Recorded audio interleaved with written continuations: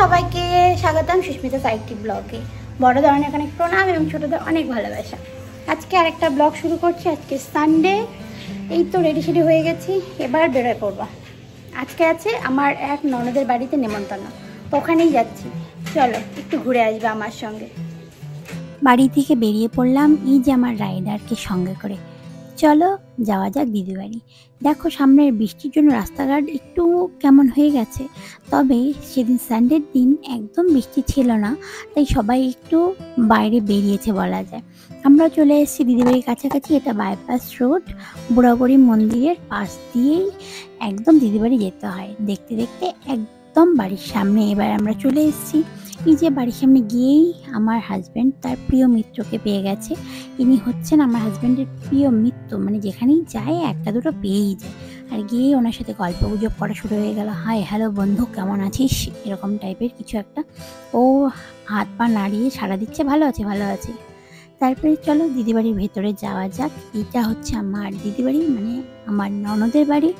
এই যে মা দিদি ভাই ওরা সবাই আগেই চলে এসছে বললাম, আমরাই সবার লাস্ট, মানে আমরা বাড়ি তালা টালা দিয়ে এসেছি। আর আমার শাশুড়ি মা এই যে যাওয়ার সাথে দেখি মা মাছ কাটছে, ছোট মাছ, গুঁড়া মাছ কাটছে। কারণ আমার বাবা খুব, আমার শ্বশুরমশাই খুব খেতে ভালোবাসে এই মাছটা, তাই দিদি নিয়ে আসছে বাবার পছন্দ মতো মাছ। দেখো দিদিবাড়ির গাছে কি সুন্দর জাম্বুরা হয়েছে, যখন বড় হবে আবার একবার আসবো খাওয়ার জন্য। এই চলো এবার যাওয়া যাক ভেতরের দিকে। ভেতরের দিকে মেজদি ভাই বসে আছে আর দিদি ওখানে রান্না করছে আর বলছে এই যে চলে এসছে ক্যামেরা নিয়ে আমার সামনে।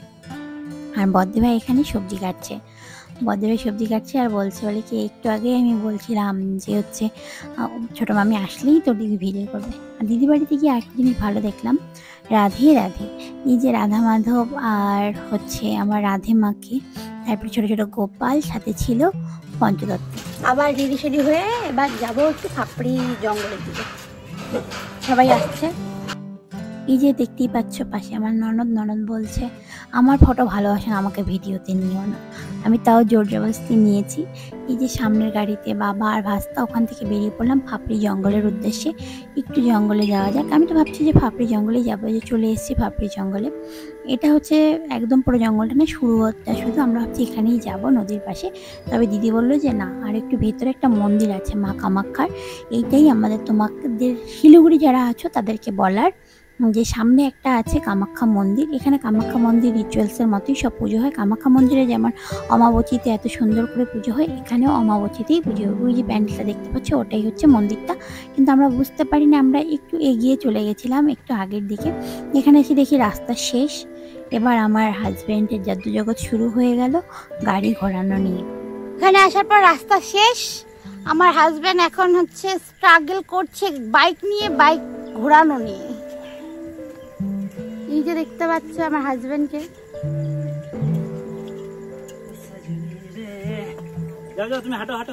অনেক কষ্টে গাড়ি ঘোরালো, এবার আমাকে বলছে হাঁটতে হাঁটতে এগো সামনের দিকে। পরিবেশটা সুন্দর, কিন্তু তারপর যাই হোক আমরা চলে এসেছি মন্দিরে। জয় মা কামাখ্যা। এটা কামাখ্যা মন্দিরের আদলেই তৈরি, কিন্তু এখানে মোটামুটি মায়ের অনেক কটা রূপই আছে, যেমন মা কালী আছে, মা মনসা আছে, তারপরে কামাখ্যা মায়ের মূর্তি আছে, তারপরে তারা মায়ের মূর্তি আছে, আরও অনেক কয়েকটা আছে, আমার এখন মনে পড়ছে না ঠিক। এখানে ভোলে বাবারও আর কি মন্দির আছে। সব কিছু মিলে খুব সুন্দর একটা জায়গা।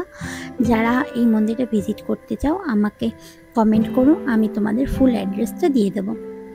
এটা ফাপড়ি জঙ্গলের একদম পাশেই।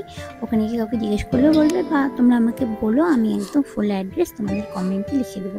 এখানে গিয়ে মন্দিরটা খুব সুন্দর, একটা এত সুন্দর প্রাকৃতিক পরিবেশের মাঝখানে, জঙ্গল বন জঙ্গলে ঘেরা চাপাতা বাগানের মাঝখানে, খুব সুন্দর ভালো লাগছিল মন্দিরটাতে গিয়ে। ওখানে আমরা প্রণাম করে দর্শন করে বেরিয়ে পড়লাম। এবার বাড়ি যাবো। সরি বাড়ি যাচ্ছি না, বাড়ি যাবো না, এবার যাব আমার ডিমান্ডে হচ্ছে নদীতে নামবো, নদীর কাছে যাবো আর কি। শুনলাম বাড়ি থেকে বলেই নিয়ে এসে যে নদীতে নামবো, নদীর জঙ্গলের কাছে, কিন্তু নিয়ে গেল না, তাই একটু মনটা খারাপ। আমি বলি না যাবো চলো। এই যে দেখো ফুলটা কি সুন্দর, জঙ্গলি ফুল, কিন্তু দেখতে দারুণ না বলো। তারপরে ফাপড়ি যে নদীটা আছে সেই নদীর ব্রিজের উপরেই আমি ওই পাশে অন্যমনস্ক হয়ে হাঁটছিলাম। আমি জানি না যে আমার হাজব্যান্ড আবার একটা ভিডিও করছিল, কিন্তু ভিডিওটা সুন্দর এসছে, আমি বুঝতে পারিনি, কিন্তু ভিডিওটা সুন্দর এসছে। থ্যাংক ইউ আমার হাজব্যান্ড। তারপরে আমার গলার আওয়াজ থেকে একটু ইগনোর করো, একটু বসা বসা হয়ে গেছে আজকে। তারপরে যাচ্ছি এবার নদীর দিকে। এখানে একটা স্কুলও আছে বড়, সেই স্কুলটার পাশ দিয়ে রাস্তাটার অবস্থা দেখেছো কি, বৃষ্টির জন্য সব কিছু, এই আওয়াজটা শোনা শুধু।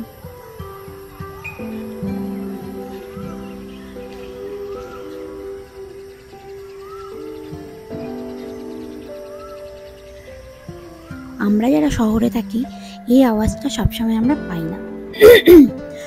এই আওয়াজটা পাওয়ার জন্য আমাদের এরকম জঙ্গলে তো যেতেই হবে, বলো কি ভালো লাগলো না আওয়াজটা।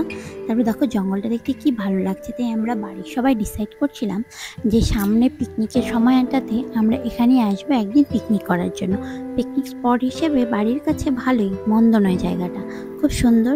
আর তো আমরা যেদিন গেছিলাম সেদিন তো গরম কম ছিল, কিন্তু গরমের দিনও এখানে আমার হাজব্যান্ড বললো, আগেও গেছে, যে এখানে তেমন একদম আর কি রৌদ্র লাগে না, মানে একদমই বলা চলে যে গরম লাগে না, একদম ঠান্ডা পরিবেশটা। এই যে নদীর দেখে নদীর দিকে ছুটছি। আর আমার না জল এসব একটু ভালোই লাগে, বৃষ্টিতে ভিজতে ভালো লাগে। আর তাছাড়া আমি একটু ডান পিটে, আমার এই সব কাজ করতে খুব ভালো লাগে। নদী দেখে বাচ্চাদের মতো, জঙ্গলি মেয়েদের মতো মাথায় ফুল গুজে চলে গেলাম নদীতে ঝুপঝাপ করতে। এই যে দেখো গিয়ে নদীতে নেমে পড়ছি, হাঁটু অব্দি শাড়ি তুলে গিয়ে জল নিয়ে খেলা করছি। দিদিভাইরা বলছিল এটা নোংরা জল, হ্যানা তেনা, কিন্তু ঠিক আছে, নদীর জল নোংরা হলেও সেটা গঙ্গা, সেটা পরিষ্কার আমার মতে। তারপরে দেখো এখানে ছোট ছোট বাচ্চারা কি সুন্দর বালি কাদা মাটি দিয়ে খেলাধুলা করছে, দেখে একদম আমার ছোটবেলার কথাগুলো মনে পড়ে গেল।